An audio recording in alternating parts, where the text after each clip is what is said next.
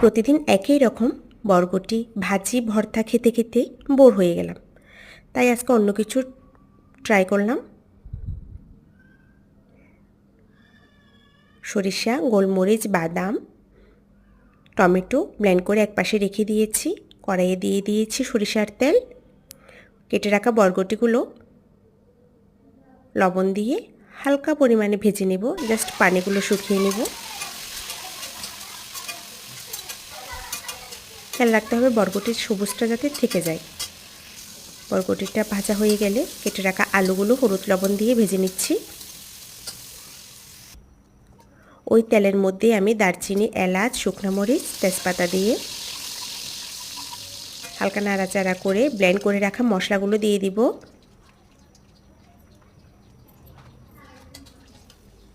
Blend করে রাখা মশলাগুলো দিয়ে আবার একটু কষিয়ে নিচ্ছি।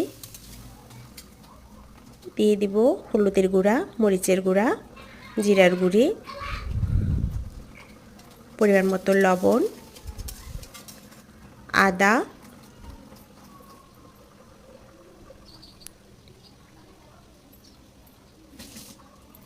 আবারও ভালোভাবে একটু কষিয়ে নিয়ে ভেজে রাখা আলু আর বরবটিগুলো দিয়ে দিব।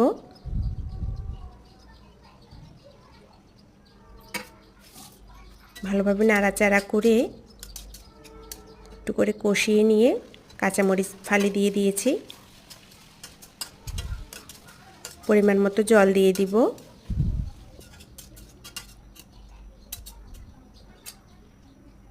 ঢাকা দিয়ে দিয়েছি।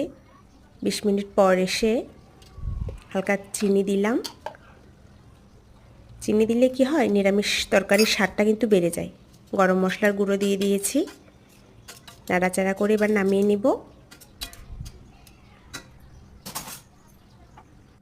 তৈরি হয়ে গেল আমার সর্ষে বাটা দিয়ে বরবটির রেসিপি।